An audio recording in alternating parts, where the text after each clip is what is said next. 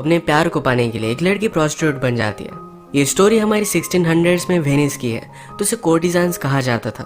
क्या अब वो अपना प्यार पा पाएगी? हेलो फ्रेंड्स, आज की हमारी मूवी 1998 की डेंजरस ब्यूटी ये एक रियल स्टोरी पर बेस्ड मूवी है।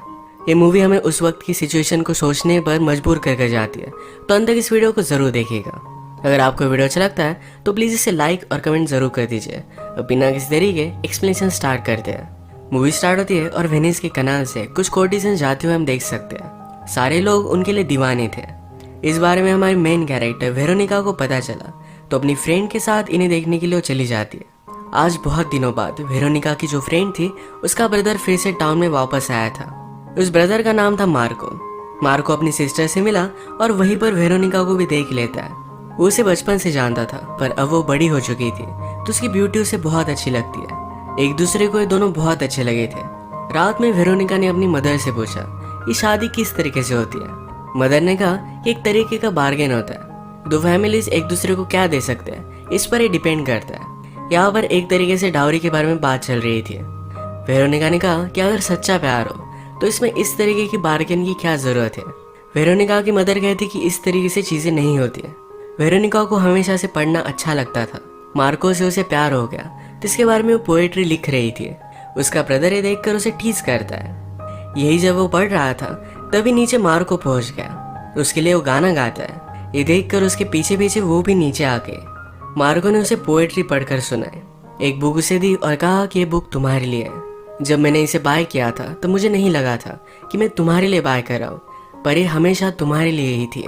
उसे लगता है कि शायद वेरोनिका बहुत ही यंग है, इन दोनों में कुछ हो नहीं सकता, पर वेरोनिका उसे ही पागल समझती है। इसके बाद इन दोनों ने किस कर लिया। वेरोनिका रियलाइज करती है कि यह सब करना गलत है, पर ये दोनों अपने आप को रोक नहीं पाए। एक रात मार्को की सिस्टर की वेडिंग की पार्टी चल रही थी। उसका मैरिज एक ओल्ड मैन से कर दिया गया था। वेरोनिका को यह बहुत गलत लगा, पर मार्को ने कहा कि उसकी पोस्ट बहुत ही बड़ी है, इस वजह से चल जाता है। मार्को के फादर वेरोनिका और मार्को को साथ देखते हैं और रियलाइज करते हैं कि दोनों प्यार में है। वो मार्को के पास आए। उन्होंने कहा तुम कभी भी उसके साथ शादी नहीं कर सकते, इस बात को ज्यादा मत बढ़ाओ। रात में जब ये दोनों एक साथ थे तो मार्को ने वेरोनिका को बता दिया कि हम दोनों कभी भी एक दूसरे से शादी नहीं कर सकते। वेरोनिका पूछती है तो फिर तुम मेरी लाइफ में आए ही क्यों। मार्को ने कहा मैंने बहुत ट्राई किया था अपने आप को रोकने का, पर मैं रोक नहीं पाया। वेरोनिका कहती है तो फिर हम एक साथ ही रहते हैं, पर मार्को ये कर नहीं सकता था। मार्को कहता है कि मेरी एक ड्यूटी है जो मुझे निभानी पड़ेगी। वेरोनिका इस बात से बहुत ज्यादा हर्ट हो गई। रात में रो रही थी और उसकी मदर उसके पास आती है। उसे उसके बारे में सब कुछ पता था। मदर कहती है उसे पाने के लिए तुम उसे शादी करो, ये कंपलसरी नहीं है, तुम कोर्टिजान भी बन सकती हो। ये वेरोनिका को बहुत गलत लगा, पर मदर ने कहा कि मैं भी एक कोर्टिजान हुआ करती थी। तुम्हारे फादर ने हमारे सारे पैसे उड़ा दिए हैं। तुम्हारे ब्रदर को भी एक अच्छी जॉब लगनी चाहिए, इस वजह से तुम्हें अब अपनी फैमिली को सपोर्ट करना चाहिए। तुम्हें कोर्टिजान बनना पड़ेगा। उसने उसे समझाया कि कोर्टिजान को बहुत फ्रीडम होता है। लाइब्रेरी की एक्सेस भी तुम्हें मिलेगी जहाँ पर तुम सारी चीजें पढ़ पाओगी। उसकी मदर फिर वेरोनिका को ट्रेन करना स्टार्ट कर देती है। आदमियों को किस तरीके से रिझाना है, उनकी ईगो को किस तरीके से पैम्पर करना है, ये सारी चीजें वेरोनिका सीख लेती है। मदर ने कहा कि हर एक आदमी को हैंडल करने का एक अलग वे होता है। इसके बाद वेरोनिका रेडी थी।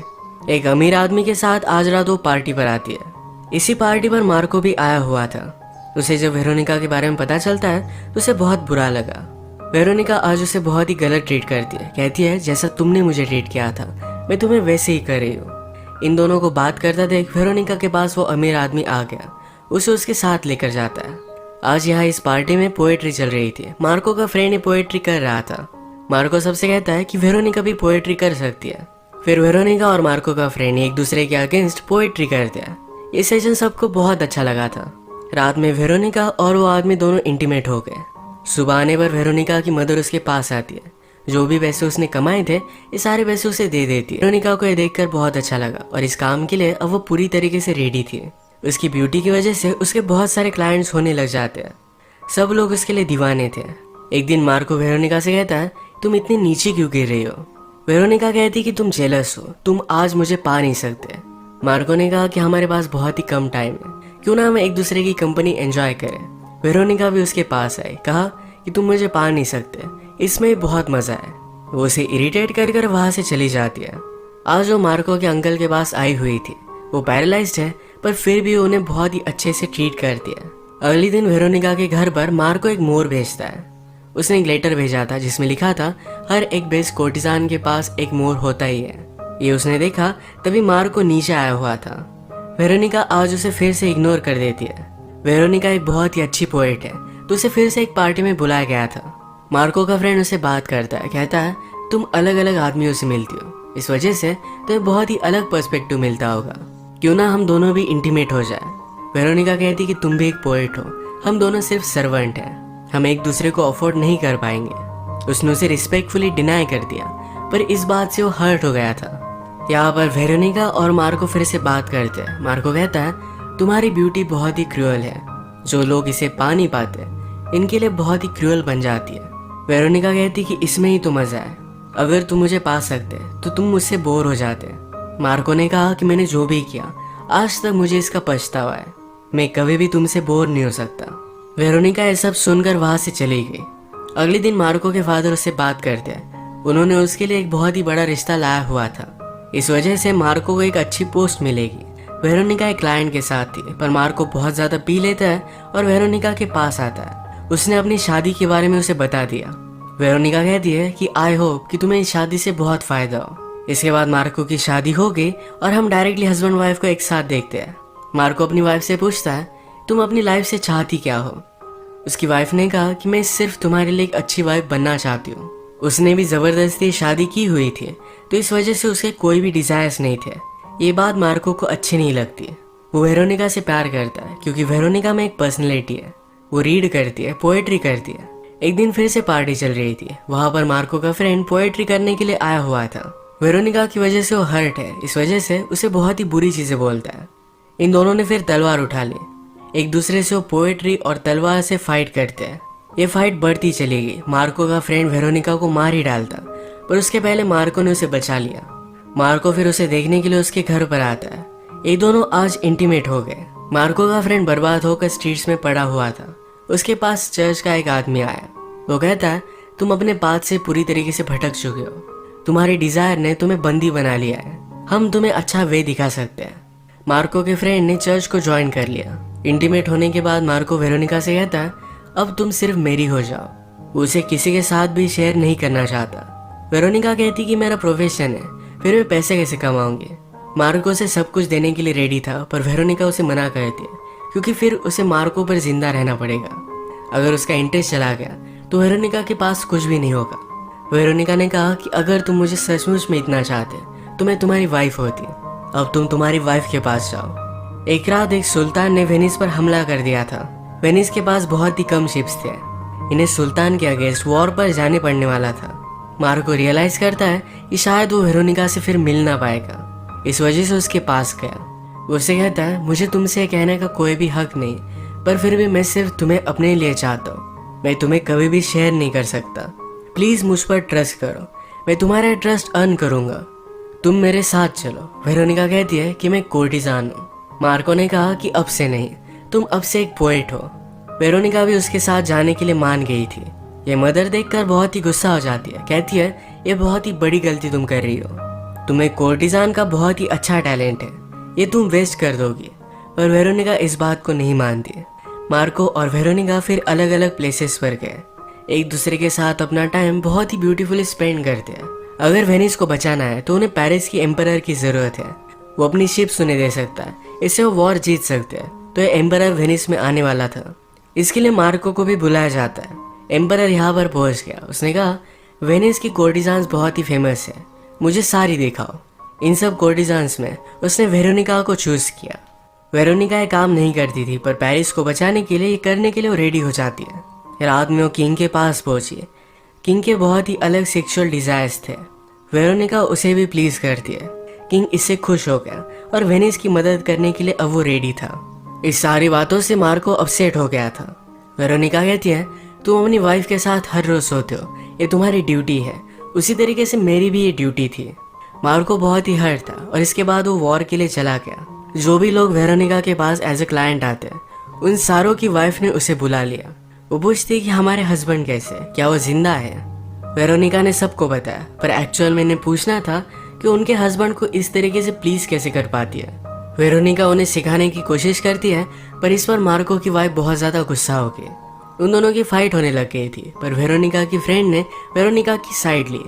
वेरोनिका को घर छोड़ते वक्त फ्रेंड ने कहा, जब मेरी बेटी बड़ी होगी तो मैं चाहती हो वो भी तुम्हारी तरह कोर्टिजान बने, तुम उसे ट्रेन करना। वेरोनिका कहती है गलत है।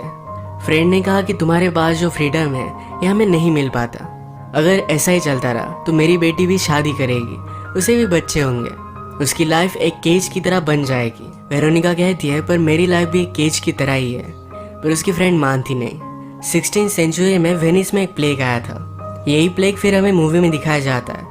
इस प्लेग की वजह से बहुत सारे लोगों की डेथ हो गई। चर्च के लोगों को लगता था कि आजकल जो भी सब चल रहा है इसी वजह से गॉड उन पर नाराज है।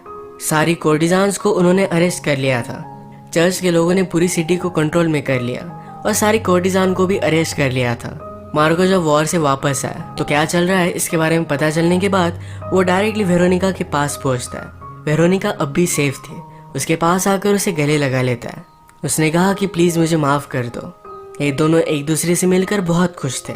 इस प्लेग की वजह से वेरोनिका की मदर की भी डेथ हो जाती है। मदर ने वेरोनिका को जो भी बनने के लिए कहा था इस वजह से उसे सॉरी कहती है। वेरोनिका को भी चर्च के लोग अरेस्ट कर लेते हैं। मार्को अपने किंग के साथ मिलकर उसे बाहर निकालने की कोशिश करता है, पर चर्च एक किंग से ज्यादा पावरफुल हो चुका था तो कुछ भी कर भी नहीं सकते। वेरोनिका पर केस चला जाता है कि उसने अपने सारे क्लाइंट्स को अपने वश में कर लिया था। उसे बताया गया कि अगर तुमने अपने सिंस को मान लिया तो हम तुम्हें जाने देंगे। वेरोनिका जो काम करती है इस वजह से वो प्राउड थी तो कन्फेस करने के लिए रेडी नहीं थी। यहाँ कोर्ट में हम मार्को के फ्रेंड को भी देखते हैं जिसने कोर्ट को ज्वाइन किया था। वेरोनिका के खिलाफ वही सारी बातें बोल रहा था। मार्को ने कहा कि मेरा फ्रेंड वेरोनिका को पा नहीं पाया, इस वजह से इसका वो बदला ले रहा है। मार्को का फ्रेंड कहता है इसने मुझे भी वश में कर लिया था, इसी वजह से सारी चीजें मैंने की थी। वेरोनिका से पूछा जाता है कि तुमने ये सब किया क्यों। वेरोनिका ने कहा कि मेरे पास कोई भी ऑप्शन नहीं था, मैं शादी कर नहीं सकती थी, अलग काम करना मुझे अलाउड नहीं था। आज के दिन का कोर्ट ही खत्म करते हैं। रात में मार्को वेरोनिका से मिलने के लिए आया। वो कहता है अगर तुम पीछे नहीं हटी तो ये लोग तुम्हें मार डालेंगे, प्लीज वो लोग जो भी कह रहे हैं इस बात को कन्फेस कर दो। वेरोनिका ने कहा कि मैंने लाइफ में बहुत सारी चीजों को लेकर कॉम्प्रोमाइज किया है, अगर मुझ पर जो भी इल्जाम लगे इसे मैंने मान लिया तो मेरी सोल मेरे पास नहीं रहेगी। अगले दिन वेरोनिका कन्फेस करती है कि मेरी मदर की वजह से मैंने सब स्टार्ट किया था, पर फिर मुझे ये सब अच्छा लगने लग गया। मैंने बाकी लेडीज के कंपैरिजन में एक अलग लाइफस्टाइल चुनी जो मुझे अच्छी लगी। मैं किसी आदमी की गुलाम नहीं बनना चाहती थी। जिस तरीके से आप प्रेयर करते हो उसी तरीके से मेरा काम ही मेरे लिए प्रेयर है। अगर मैं फिर भी कल्प्रिट हूँ तो आप मुझे सजा दे सकते हो। उसे सजा होने वाली थी पर मार्को कोर्ट में उठ गया। उसने कहा कि अगर एक गुनहगार है तो मैंने भी उसकी हेल्प की थी। इस सिटी में सिर्फ मैं ही उससे प्यार करता हूँ ऐसा नहीं है, हम में से बहुत लोग उसे किसी न किसी वे से प्यार करते हैं। मार्को ने उसे सब लोगों को सपोर्ट करने के लिए कहा। वेरोनिका को बचाने के लिए कोर्ट में उसके सारे क्लाइंट्स खड़े हो गए।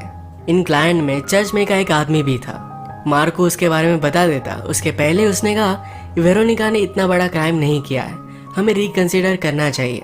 मार्को ने वेरोनिका को बचा लिया था, उसे कोई भी सजा नहीं हुई। मार्को और वेरोनिका एक दूसरे को गले लगाते हैं और इसी मोमेंट पर ये मूवी एंड हो जाती है। एंड क्रेडिट में हमें बताया जाता है कि कोर्टिजान का एज बाद में खत्म हो गया। वेनिस की वॉर में जो भी लोग जख्मी थे उन्हें हेल्प करने के लिए वेरोनिका ने अपना घर दे दिया था। वो और मार्को हमेशा एक दूसरे से प्यार करते रहे। इसी के साथ ये मूवी एंड हो जाती है। अगर आपको वीडियो अच्छा लगा तो प्लीज़ इसे लाइक कर दीजिएगा। मैं बहुत सारी मूवीज़ लेकर आता रहता हूँ तो प्लीज़ चैनल को सब्सक्राइब कर दीजिए और बेल नोटिफिकेशन आइकॉन दबाना मत भूलिएगा।